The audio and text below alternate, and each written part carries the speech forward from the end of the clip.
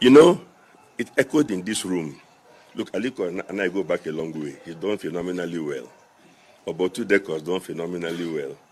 Jim, Mike Adenuga and co. Let me tell you what they all have in common. They are all very combative personalities. Because of that, no regulator will go to them and try nonsense. Because most of them know how to deal with that regulator.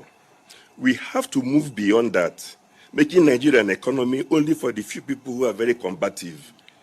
Some of us too are combative enough, so people know what's in regulation. Now let me continue, because those we are destroying are the 22-year-old entrepreneurs, the 25-year-old entrepreneurs. This economy is rigged against the youth, and it's not going to grow. When Aliko and I were 30, we were allowed to grow. Today, we're killing the youth from growing.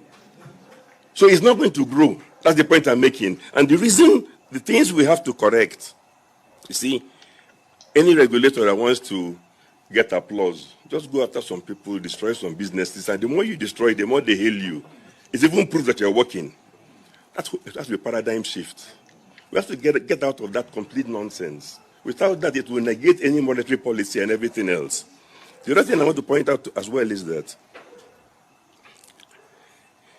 the tax rate, Aliko said, is too high. It's not just the tax rate. A company that the head of FIRS told me is the most compliant in Nigeria that he knows of tax-wise overall in all their dealings. At the last count, they were undergoing 88 parallel tax audits nationwide. Every state government, everybody, I'm sure people like Aliko too are feeling it a little. But you see, but there's a big difference. No, when I say a little, let me explain. You know, I've been a businessman, I'm an entrepreneur myself. There are some tax regulators. No, don't worry. Aliko, you've had your turn.